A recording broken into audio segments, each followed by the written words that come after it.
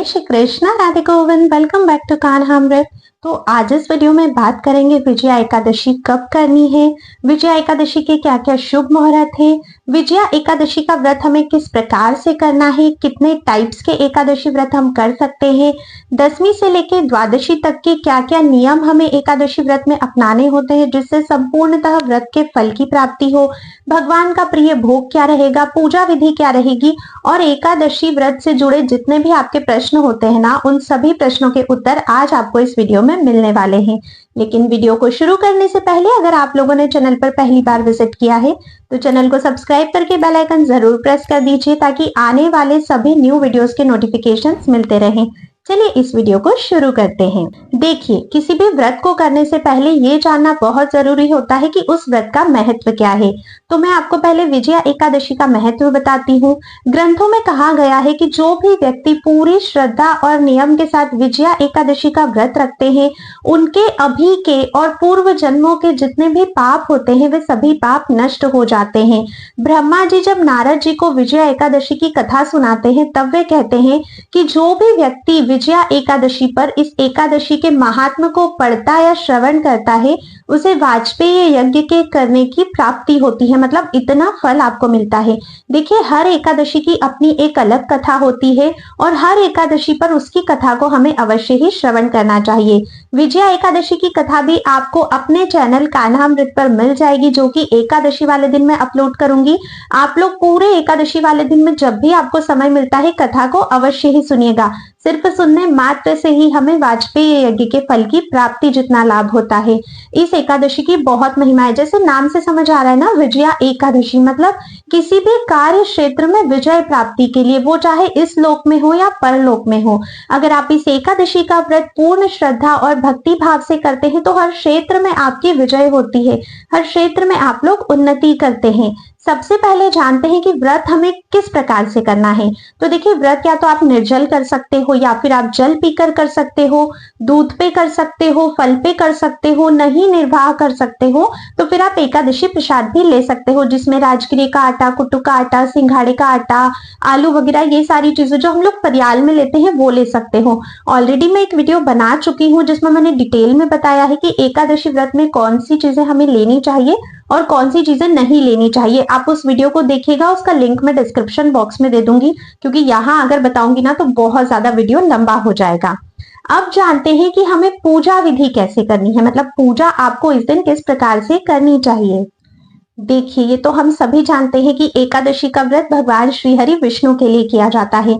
तो इस दिन हमें भगवान श्री कृष्ण, राधा रानी, श्री विष्णु भगवान की पूजा करनी होती है।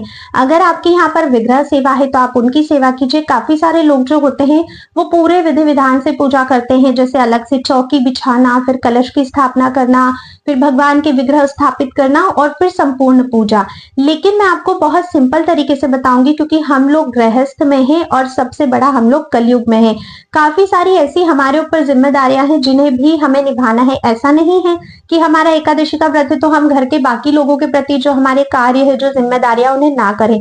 तो पूजा को हम लोग जितना सिंपल रखेंगे उतने ही अच्छे से हमारी पूजा भी हो जाएगी और घर में किसी और को प्रॉब्लम भी नहीं होगी। क्योंकि अगर एक एक दो दो घंटे तक बैठकर हम पूजा ही करते रहे तो बाकी कार्य कब करेंगे और फिर उससे घर वालों को प्रॉब्लम होगी ना। हमारा व्रत है, मान लीजिए किसी और का नहीं है, उसको भूख लगी है, ऑफिस जाना है, बच्चों को स्कूल जाना है, बहुत सारे कार्य होते हैं।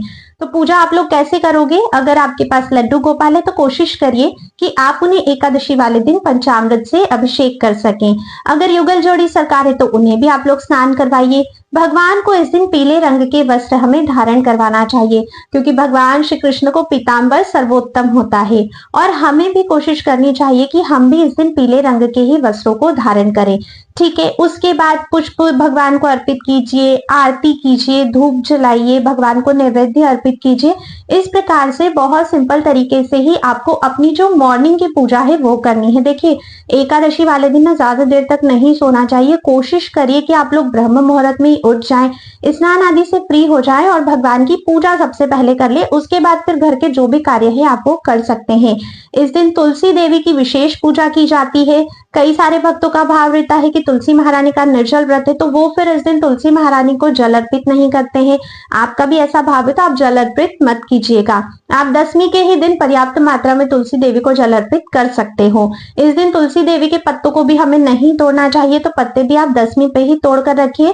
फिर तुलसी देवी की आरती कीजिए, उन्हें धूप दीप दिखाइए और उनकी परिक्रमा कीजिए। कम से कम 4, ज्यादा से ज्यादा जितनी हो सके। अब देखिएगा, तुलसी देवी की परिक्रमा करने के बाद फिर आपके घर के जो भी कार्य है, जो भी आपके रिस्पॉन्सिबिलिटीज है, आप उन्हें बिल्कुल निभाइएगा। या फिर अगर तुलसी देवी की पूजा भी आप नहीं कर पाते हो तो ठाकुर जी की पूजा करने के बाद ही आप लोग घर के कार्य कर लीजिएगा। तुलसी देवी की सेवा पूजा बाद में। नियमों की बात कर लेते हैं।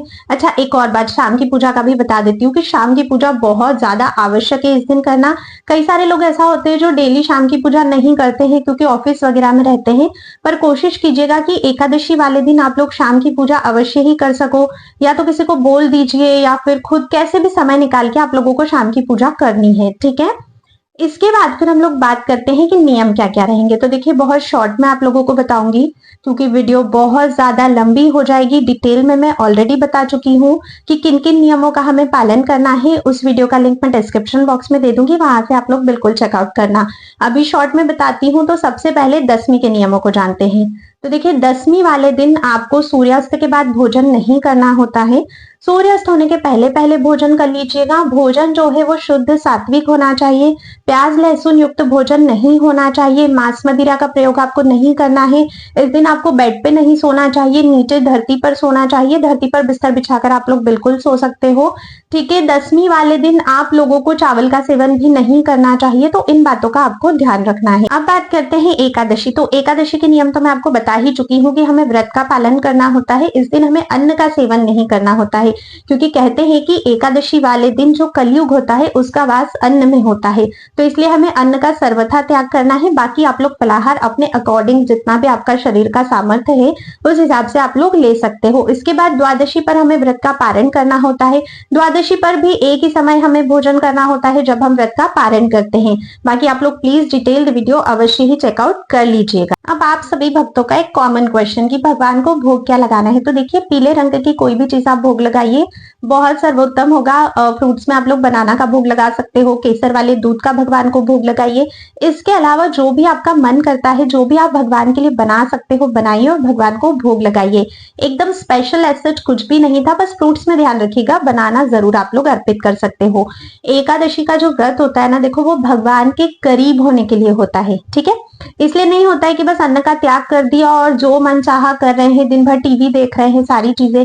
एकादशी के दिन आपको दिन में भी नहीं सोना चाहिए, तो इस चीज का ध्यान रखिएगा। फालतू इधर उधर की बातें नहीं करनी है, किसी की निंदा चुगली नहीं करनी है। जितना हो सके कम बोलिए, ताकि जो समय आपका बचता है उसमें आप भगवान के नामों का जप कर सको, चिंतन कर सको, उनकी लीलाओं का ध्यान कर सको। एकादशी की रात्रि भी सोने के लिए नहीं होती है, शास्त्रों के अनुसार उस दिन जागरण करना चाहिए।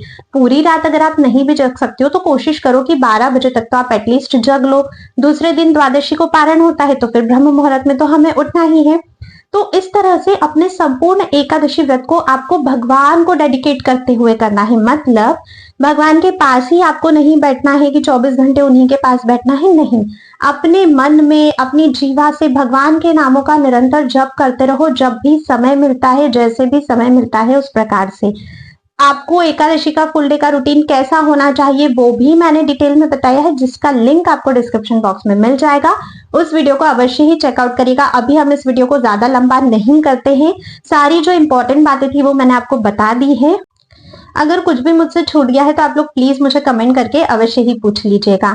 अगर वीडियो पसंद आई है तो शेयर जरूर करिएगा और लाइक किए बिना भी मत जाइएगा। और अगर अभी तक सब्सक्राइब नहीं किया तो कर दीजिए, क्योंकि एकादशी की कथा भी तो आगे आपको सुननी है। चलिए नेक्स्ट वीडियो में मिलते हैं, तब तक के लिए राधे राधे।